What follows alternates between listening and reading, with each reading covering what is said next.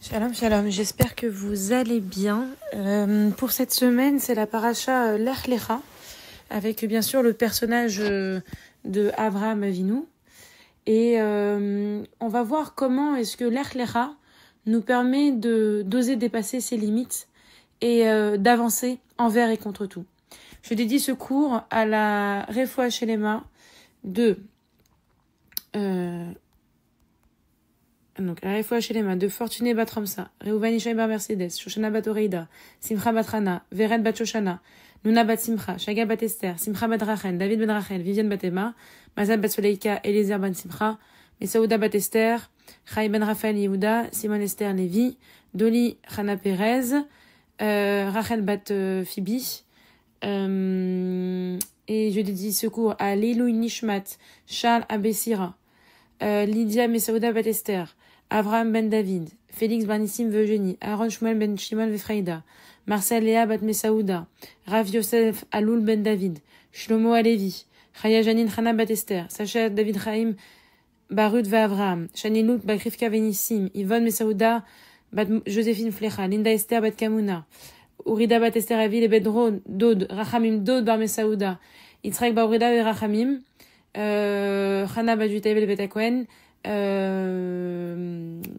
Rada Deakon Pachomsa, Yehuda Ben Mesaouda, Chaya Bat Verla, Touvia Bat Yedele, ainsi tous ceux qui sont partis depuis le 7 octobre.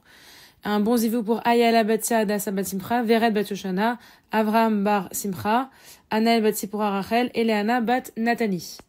Alors, la paracha est très importante, cette paracha, parce que on sait que les parachutes relatent de la vie des patriarches et des matriarches et nous donnent des leçons de vie.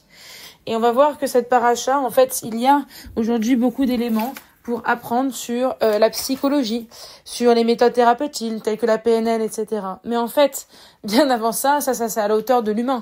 Mais Akadosh Baruch Hu nous a donné la Torah. Et la Torah, elle a, bien évidemment, des méthodes et des moyens bien plus forts, parce que la Torah récèle de merveilles qui permet d'avancer. Et grâce à l'étude de la Torah, on comprend comment en tirer des leçons, faire notre vie, avancer, vivre de manière épanouie et plein de sens.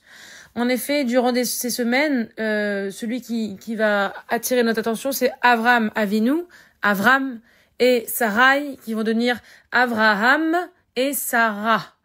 Donc, un livre entier ne suffirait pas de parler de la grandeur d'Avraham, mais on va comprendre que Avraham, c'est celui qui a su, lorsqu'il a découvert la vérité, ne pas avoir peur de s'éloigner des choses négatives et d'affirmer ses positions. Rabbi Nachman de Breslev nous enseigne Avraham était tain. Cela signifiait qu'il ne s'est pas laissé impressionner par les gens qui l'entouraient. Il a su prendre des distances, il a su se détacher des idoles, il a su se détacher de tout le monde qui l'entourait, celui qui pouvait en fait tout simplement le mener vers le mal, vers la corruption, vers des éléments vraiment pas jolis, et pour son regard, et pour son âme, et pour sa vie. Et il a décidé de s'affirmer et d'aller vers son idéal. Son idéal, c'est bien sûr Akadosh Baruch Hu et la Torah. Il a décidé de se considérer seul au monde, comme s'il n'y avait personne, et même son propre père, il ne l'a pas suivi. Pourquoi ? Parce qu'on dit qu'il faut toujours suivre la Torah de sa mère, mais à condition que celle-ci nous mène vers Akadosh Baruch Hu et nous fasse pas descendre. Rabbi Nachman nous enseigne que, tel Avraham, nous devons être seuls face à notre devoir. Akadosh Baruch Hu nous a donné des missions. Akadosh Baruch Hu nous a donné des aptitudes. Akadosh Baruch Hu nous a donné des facultés depuis notre naissance. C'est à nous de les explorer, de les comprendre et de les utiliser au maximum pour s'épanouir, pour s'enrichir dans le cœur, dans l'âme, dans le corps et réaliser sa mission terrestre. Et il faut pas avoir peur des moqueurs, faut pas avoir peur de ceux qui voudraient nous critiquer dans notre avancée, parce que c'est dans ce chemin-là, semé d'embûches, que la lumière peut s'élever. L'ordre le plus crucial qu'Akadosh Baruch Hu a donné à Avraham, c'est Lech Lecha, va pour toi, pour ton bien, dans ton intérêt. On va se moquer, on va te critiquer, on va vouloir t'empêcher d'avancer. Il va falloir des fois te détacher, non pas de ta famille, chas v'shalom, mais il va falloir te détacher de certaines habitudes qui ne sont pas mauvaises, mais qui ne sont pas peut-être à 100% par rapport à ce que Hachem attend. Mais ce que tu as dans ton cœur, ce que tu as dans ton âme, alors suis-le, grandis et épanouis-toi. L'Admour de Slonim, dans son livre Netivot Shalom, rapporte verset d'un enseignement assez grand. L'ordonner à Abraham, c'est de partir et de quitter sa ville et sa maison natale. C'était un ordre intemporel. Pas au sens littéral du terme, mais figuré. Il s'agit de notre devoir de toujours chercher à évoluer, à progresser, à nous améliorer, de sortir de sa zone de confort pour se réaliser. L'Admour nous explique que notre devoir sur terre, c'est de chercher à nous parfaire, à nous perfectionner, parce qu'il est interdit à l'homme de stagner et de rester sur place. Il vaut mieux y aller doucement et monter plutôt que de revenir en arrière.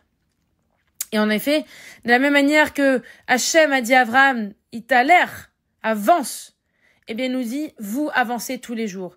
Et aujourd'hui, le coaching, c'est devenu très populaire, mais c'est quelque chose qui se passe depuis la nuit des temps, puisque depuis la Torah, dans le sens où on doit se remettre en question perpétuelle et se demander tous les jours comment faire pour avancer, pour se renforcer, pour faire mieux, pour aider les autres, pour s'aider soi-même. Et tenter d'être meilleur, corriger nos défauts, nous défaire de nos mauvaises habitudes et de nos mauvais traits de caractère, c'est ça ce qu'attend Akadosh Baruch Hu. Je voudrais aussi insister sur le fait que demain soir, il y aura la Iloula de notre grande matriarche, Rachel Imenu.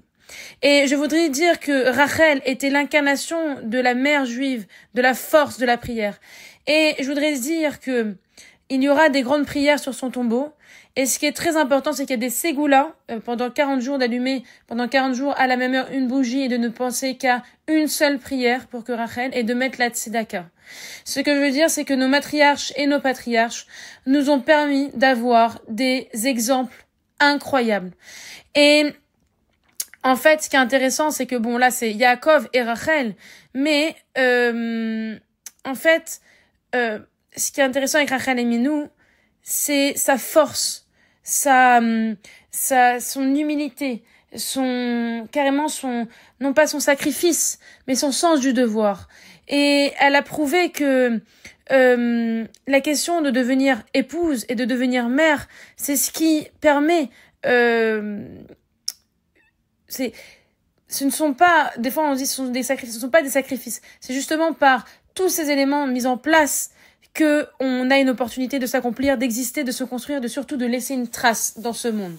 Alors, je vous souhaite d'avancer, de continuer de grandir, et qu'Akadosh Baruch Hu puisse vous protéger. Et n'oubliez pas que pour les sivugim, pour les demandes importantes, il faut allumer demain soir les bougies. Vous pouvez commencer dès ce soir, parce qu'on rentre à partir de demain soir, mais dès ce soir, vous pouvez allumer une bougie avant Shabbat pour Rachel Imenu, mais c'est surtout à partir du 1er novembre, donc samedi soir, quoi qu'on ait le 1er novembre demain, donc plutôt ce soir, allumer une bougie ce soir pour Rachel Imenu et de demander du plus profond de votre cœur ce que vous désirez le plus et ce que vous demandez le plus particulièrement, et de recommencer ceci pendant 40 jours, et qu'Akadosh Baruch Hu, et par le mérite d'Abraham, par le mérite de Rachel, que tous nos souhaits soient exaucés. Amen ve Amen. Shabbat Shalom.